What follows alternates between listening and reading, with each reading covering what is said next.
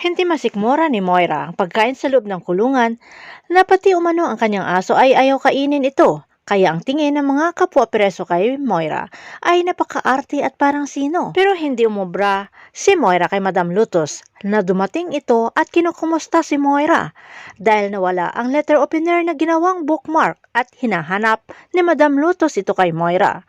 Pero galit itong si Moira at wala siyang kinuha umano at pinapatabi pa ito si Madam Lutos. Pagtalikod ni Moira ay bigla na lamang ito napaaray na may bumaon na tinidor sa likod niya. Walang nagawa si Moira kundi ibalik ang letter opener na kinuha niya.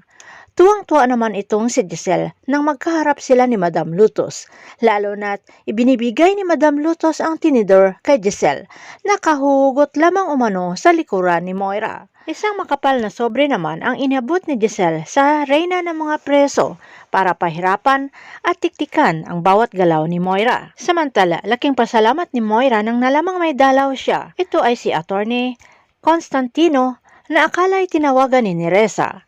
Nakita naman ng abogado ang mga sugat ni Moira at balak kasuhan ang nanakit dito sa kliyente niya. Pero sinabi ni Moira na wag na lamang dahil lalo lamang siya pag-initan ng kapwa preso at ang kailangan ni Moira ay makalabas agad umano sa kulungan. Gulat si Moira nang pumasok si Doc Benetes na ito pala ang nagpadala kay Attorney Constantino at hindi si Neresa. Sa pag-uusap ng dalawa, Moira at Doc Benetes, ay ibinilin ng doktor na tulungan nito si Moira ng palihim pero wag na wag idawit ang pangalan nila ni Zoe. Pero ang hindi nila alam ay nandyan lamang sa paligid nila si Madam Lutos na pilit pinapakinggan ang pinag-uusapan nila Moira at Doc Carlos.